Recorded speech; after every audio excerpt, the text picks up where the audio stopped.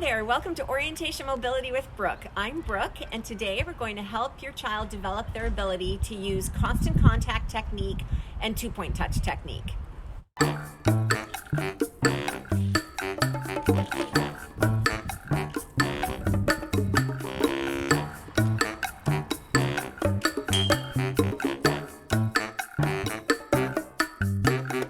If your child is a cane user, it is essential that they use it for their travel. It helps them travel safely and efficiently, helps them locate objects in their travel path, helps them locate steps that they might be coming up to. It helps inform the public that they have a visual impairment. And it's really important that they have the correct technique so that they're keeping themselves safe at all times. So the cane goes into their dominant hand, whether it's their right hand or their left hand, goes into their dominant hand, and they should try to keep it at midline, that's in front of their belly button, as much as possible. That way they're able to have an equal arc from left to right. They want to make sure that they're moving the cane a couple of inches past each shoulder. Their shoulders are the widest part of their body, and they want to protect the widest part of their body from bumping into things. They want to make sure that they find the objects with their cane before their body finds it. So as you can tell, I'm doing two-point touch right now. I'm just tapping the cane from left to right, a little bit past each shoulder. I can also do constant contact, which means the tip is constantly in contact with the ground. The difference, the two-point touch raises a little bit up in the center of the arc. Constant contact is constantly on the ground. Two-point touch provides sound.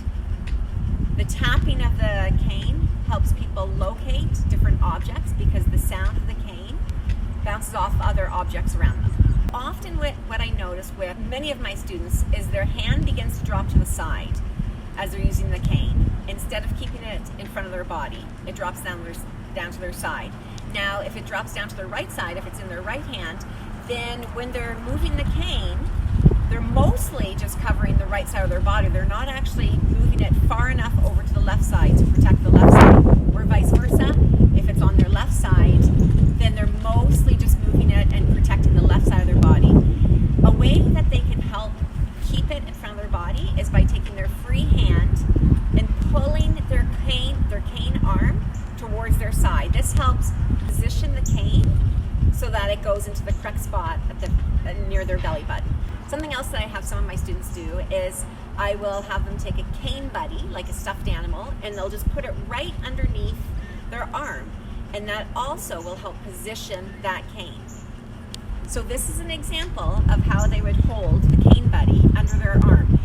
Now, I'm not going to drop my cane buddy, but if I was to move my arm out, my cane buddy would fall onto the ground. And so then I would know, oh, I need to move my arm a little bit in further, keep my arm positioned close to my body, my hand in front of my belly button so the cane buddy, my little buddy, doesn't fall to the ground. One thing that you're going to want to do before you start going for a walk with your child in their cane, just before they actually start moving, just have them tapping from side to side or moving in constant contact from side to side while they are still standing still. You can ask them to let them know that this is the correct position. So as they're moving it, and you can help guide their arm and help them move it. Let them know that this is the correct way of doing it. And then you can also just, again, with your arm helping them, just maybe tapping the right side and say, does that feel correct? Or just the middle, does that feel correct?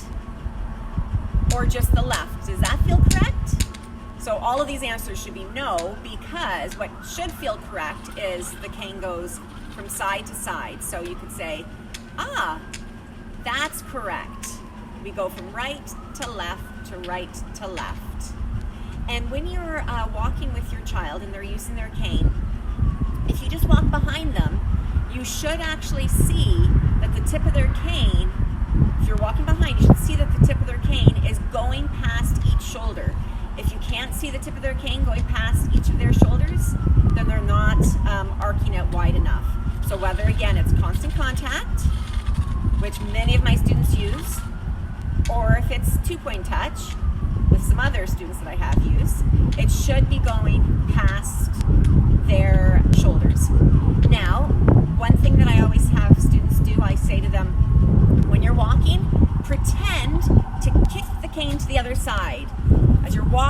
kicking the cane to the other side. So as your right foot goes forward, the cane goes to the left. If your left foot goes forward, the cane goes to the right. So now we are in step with our cane, and the cane moves to the opposite side of my foot. Because I am now in step with my cane, it's going to the opposite side from where my foot is. It's giving me an extra 2 steps of reaction time. So now I have 2 steps of reaction time. So as I'm walking, I have found this wall with my cane before I am 2 steps into before I contact it. As you're walking with your child, tap the hard sidewalk with their cane, and then tap the grass beside them.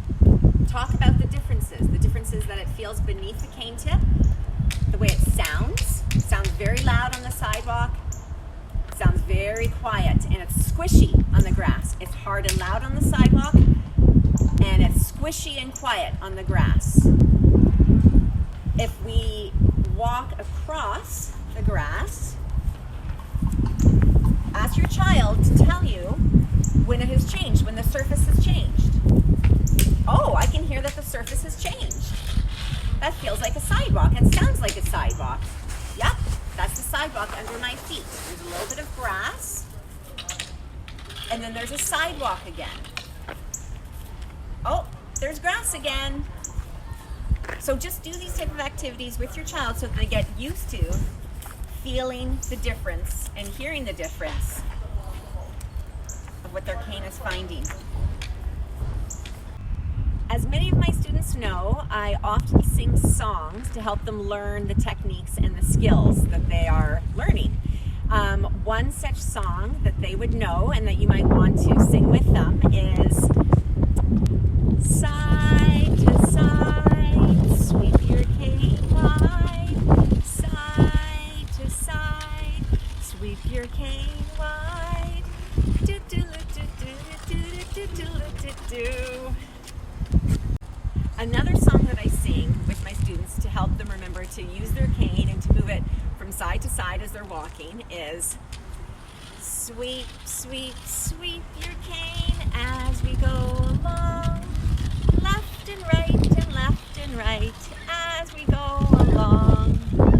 Thanks so much for watching. I hope that this helps your child practice their orientation and mobility skills. Please keep tuning in, and I really hope to see them on our lessons again soon.